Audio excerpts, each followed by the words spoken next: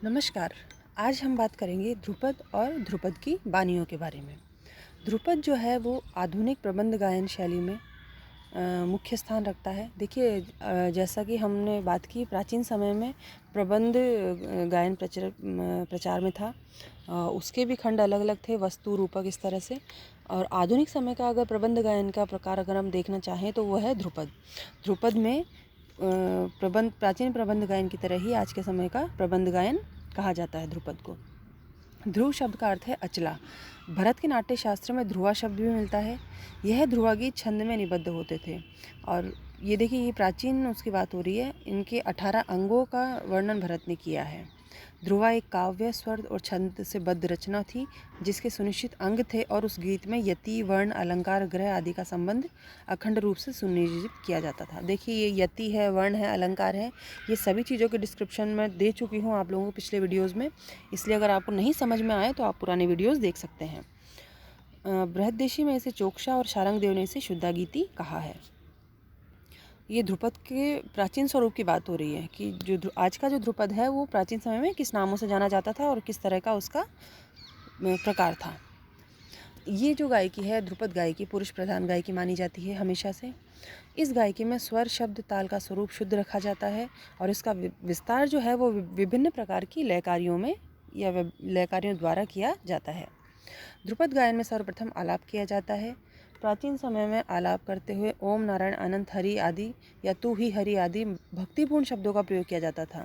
लेकिन जब विदेशी संस्कृति का प्रभाव भारतीय संस्कृति पर पड़ा तो ये शब्दों के जो रूप हैं वो बदल गए, और ये ओम का नोम हो गया, नारायण अनंत का नोम, तोम, नाती, नेदा, इस तरह के शब्दों का प्रयोग हुआ। क्योंकि जो विदेशी आक्रमणकारी यहाँ आए, उन्हें हमारी भाषा का ज्ञान नहीं था, तो वो जो समझ पाए, जैसा समझ पाए, उसी के हिसाब से उन्होंने आगे उच्चारण किए।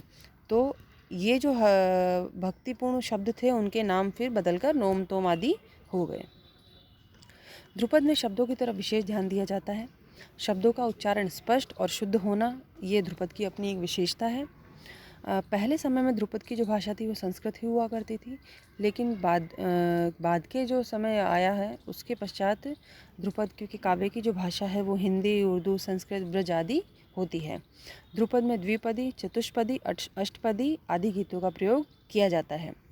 ध्रुपद गायकी में स्वर, ताल, शब्द आदि की शुद्धता पर विशेष ध्यान होता है। जैसा कि मैंने आपको पहले भी बताया है, स्वरों को अलंकृत करने के लिए कर्ण, मुर्की, खटका जैसे अलंकरणों का प्रयोग किया जाता है। स्वरों का प्रयोग सीधा और शुद्ध रहता है। गमक आदि का प्रयोग इस शैली में भरपूर देखने को मिलता है। इसके अलावा स्वरों का जो खुला प्रयोग है, आवाज़ का खुला लगाव है, वो भी इस गायन शैली का प्रमुख अंग माना जाता है। इसमें स्वरों को दबाना या गला दबाकर गाना, इस तरह का निषेध माना गया है। इसके अतिरिक्त आकार की तानें इसमें वर्जित मानी जाती हैं। इसमें गमक तान और बोल तान ही ली जाती हैं। आकार की तानें ध्रुपद गायन में सामान्यतः नहीं की जाती हैं। आलाप गायन के पश्चात स्थायी अंतरा, संचारी आभोग, ये 4 प्रकार होते हैं ध्रुपद के। कुछ ध्रुपद में सिर्फ स्थायी अंतरा होता है, कुछ एक में चारों प्रकार भी होते हैं। तो ये गाए जाते हैं। इसके बाद लयकारी का काम होता है साथ साथ में।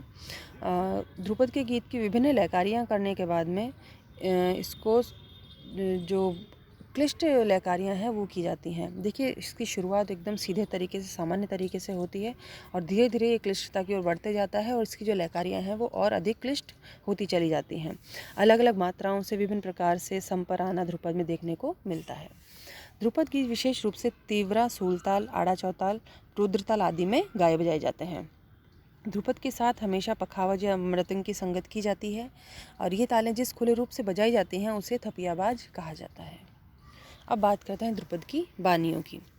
ध्रुपद की जो विभिन्न शैलियाँ हैं या बानियाँ हैं, जो बानियाँ हैं वो देखिए प्रकार ही हैं इसके, अलग अलग गाने की जो डिफरेंस स्टाइल्स हैं वो। तो इस बानियों की जो हैं वो 4 बानियाँ प्रमुख मानी गई हैं ध्रुपद के लिए, जो घरानों के रूप में विकसित हुई हैं। और ये चारों जो बानियाँ हैं ये हैं खंडार, नौहार, गोबरहार और डागुर। इन बानियों का संबंध गीतियों से भी जोड़ा गया है, जिसके 5 प्रकार माने गए हैं: शुद्धा, भिन्ना, गौड़ी, बेसरा और साधारणी। इसका अर्थ ये है कि किसी बानी में लालित्य प्रधान है तो किसी में कंपन, किसी में लयकारी प्रधान है तो किसी में कहिए विस्तार और विलंबित लय। खंडार वाणी जो है उसका संबंध राजा समोखन सिंह से माना जाता है। समोखन सिंह जी को नौबात सिंह भी कहा जाता था, क्योंकि इनका जो विवाह है वो तानसेन की कन्या से हुआ था, तो इनका नाम बदलकर नौबाद खां भी कर दिया गया था शादी के बाद।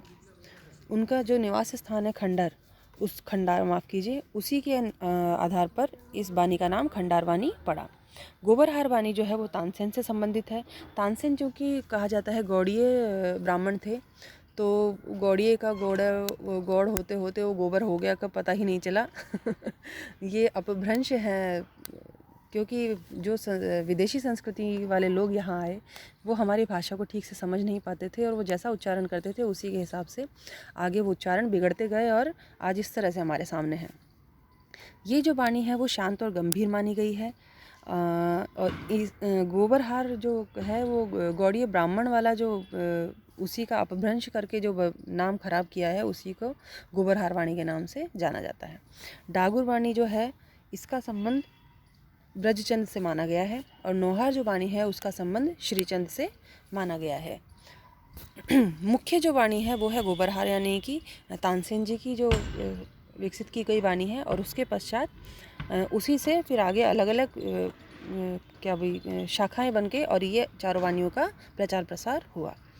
तो ये था ध्रुपद और उसकी वाणियों के बारे में चर्चा। अगले लेक्चर में किसी और टॉपिक के बारे में बात करेंगे। धन्यवाद।